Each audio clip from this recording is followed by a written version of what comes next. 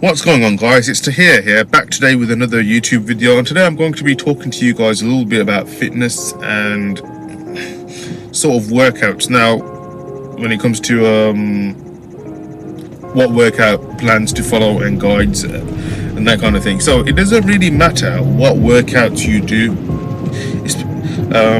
and this is more specifically referring to weightlifting, but as long as you do some form of exercise. Now, regarding weightlifting, again, it doesn't matter what sort of plan or workout you follow, as long as the main thing is you've got to be consistent in three big areas. So the first one is you got to be consistent at what you do, the workout you're doing.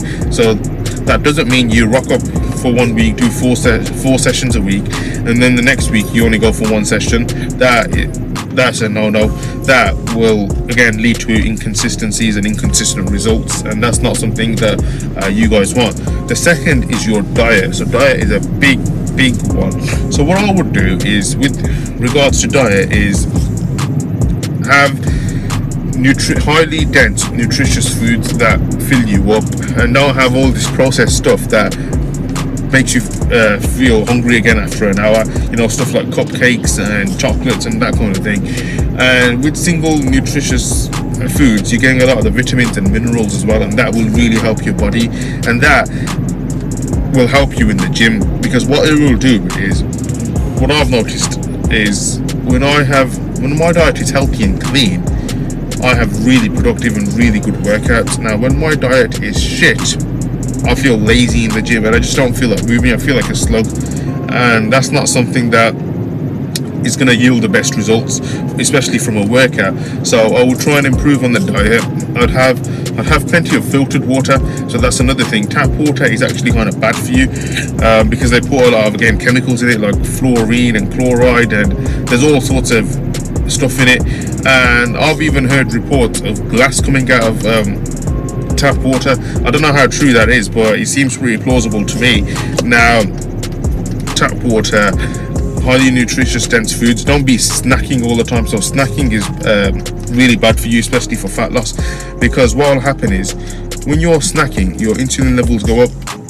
And if you imagine you consistently snacking, your insulin levels are raised consistently throughout the day, and insulin is the one chemical that tries to hold on to fat onto the body for survival, and that's the biology behind it. And what you're doing, if you're consistently snacking, is you're never going to get rid of the fat, and as a result you guys will never achieve your goals. So I would suggest that limit your snacking as much as possible.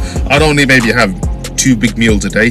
2 big meals is enough, with plenty of vegetables, and vegetables again, pretty good for you. So yeah, I wouldn't snack. I'll try maybe doing intermittent fasting. I think it's good for you, but it depends if you can adhere to it. And I do think anyone can. I think the thing with it is, as humans, we can adapt to anything. We just don't realize it. And it's a little bit like I talked about in one of my, I think, previous videos about your potential. We just don't realize how much potential we have, even though we do. It's just we've been conditioned differently by society. So what was I talking about now? Potential with your diets.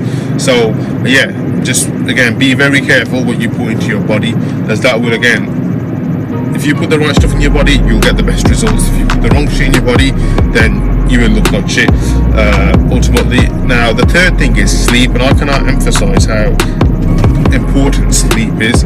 Sleep, what I've noticed is, before I used to go to the gym, I used to be fine in about 6, 7, 8 hours, and even then that wasn't enough, but I used to be all right. Now, 7, 8 hours at the gym, I feel like a zombie, and that's not something that, again, is going to help you, especially with muscle growth, or just in general if you're doing exercise, if you do a lot of strenuous activity.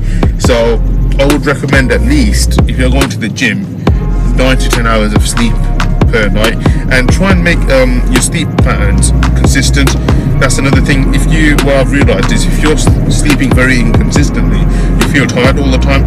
Whereas if you've got a consistent pattern, then I don't have the urge to take a nap during the day, and that's something that I'm trying to improve on a lot. Now, another thing I'm trying to improve on, to improve my quality of sleep is the alarm clock. Now, the alarm clock is bad because let's say you're getting inconsistent sleep, the alarm clock is ruining it even more, because you're hearing this loud noise in the morning. What you guys should be doing is, your body should be a natural alarm clock anyway, and again, we have the capability of doing that. It's just about finding consistency in the sleep. And not to mention, during sleep is when, if you do stuff like weightlifting or a lot of strenuous activity, all that muscle that you've broken down during the day, during that session, again, it repairs during the night. So you want to maximize your chances as much as possible of, again, repair and just putting yourself out there in the best of positions. But yeah, that was a little bit about fitness talk and consistency. Really what my title is consistency to achieve your body. But yeah, thank you guys so much for watching, and I will see you on the next video.